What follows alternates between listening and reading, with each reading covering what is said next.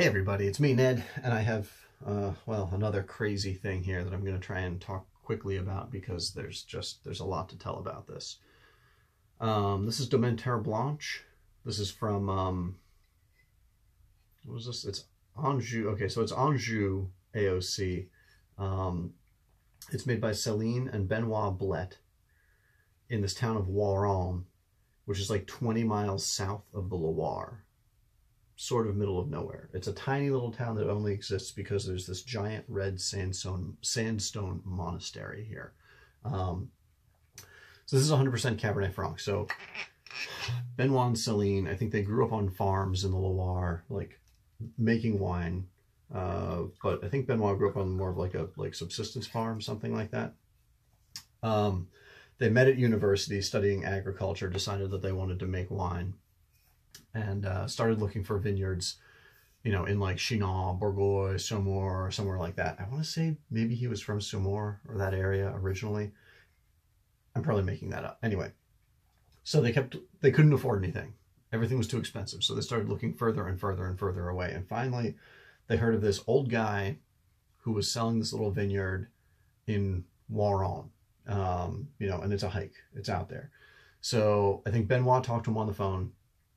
And the guy was like, okay, like meet me tomorrow at the vineyard.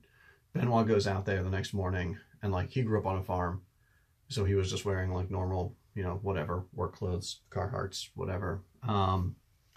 And two other people showed up who were also interested in buying the vineyard. And I guess the farmer hadn't told anybody, but it was basically like an interview but like a working interview. The old farmer was like he had no kids to pass the vineyard on to, so he had to do something with it. So he was like, all right, you're all going to work in the vineyards today, and then I'm going to choose whoever's going to buy it or whoever gets it. And so one guy, and the price was great. Like that was why Benoit was partially why he was excited about it. So one guy just stormed off cursing immediately. Another guy worked for like half an hour and quit. And Benoit was like, yeah, sure, whatever. And like, you know, worked the day out. And the guy was like, all right, it's yours. You got it. But then I think that guy stayed on, and I think Benoit and Céline lived with him for a while to sort of like get to know the town and the vineyard and the winery and stuff. The winery is tiny. So there's no picture of it here, but it's this gigantic red sandstone monastery. And Benoit actually ages some wines in a like little old cloister underneath it. Most of his winemaking happens, I visited like 6 years, so I'm assuming things haven't changed a whole lot.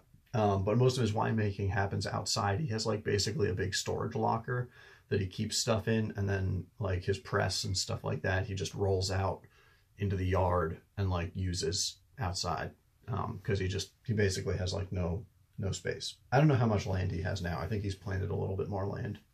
Mostly grows Chenin Blanc, and I want to say the soil here is actually like sort of like red clay, like sandy, loamy, but like red sort of like clay.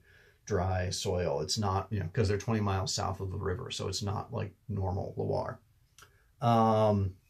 He's been working naturally from the beginning, like very natural, like wild farming, wild fermentation. Mostly makes white wines and hasn't been able to make much wine over the past couple of years because the vintages have been so terrible with frosts and stuff like that. So 5 cases of this came into the state of Maine, which is kind of why it's crazy for me to make a video about this, because like, you know, there's 5 cases, there's 60 bottles, probably, you know, you're never going to find it, but it's amazing. It smells like Cabernet Franc. It smells like ripe Cabernet Franc, like cool black cherry, black raspberry, not super ripe, but it's not really green at all. It's just like clean, pure fruit. It's dense. There's a lot of presence on the palate. There's tannins.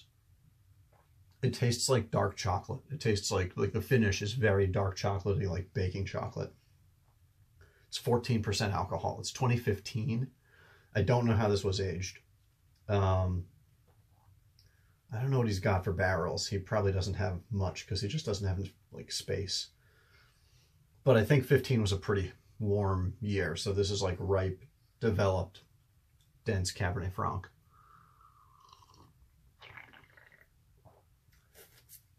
juicy, black berry fruit, but like lush, dark, and then you get that like chocolatey quality in the finish and long lingering tannins.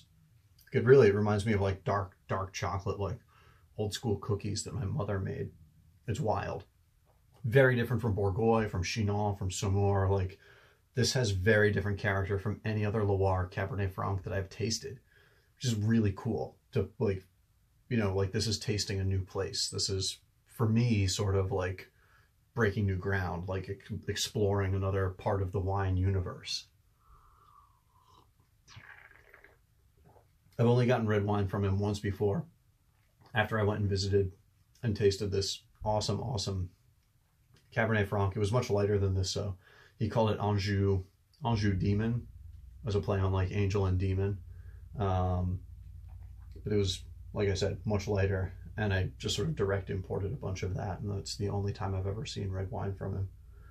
Anyway, so this is really good, like serious, more developed, ripe Cabernet Franc. If you like Loire, like bigger Loire wines, like riper Malbecs, Côte, or you know, good Bourgogne and Chinon, this is really good. It's really special.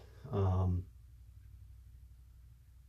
mean, it's certified organic. I think this is no sulfur added too, but it's very elegant. It's very precise. Benoit is a very like thoughtful, detail-oriented, like focused guy who's very sort of like understated and unassuming. He's like quiet, you know, doesn't rush himself, doesn't hurry, but very good at what he does. And this wine tastes like it. I'm going to shut up. I'm going to go drink this now. So have a lovely night.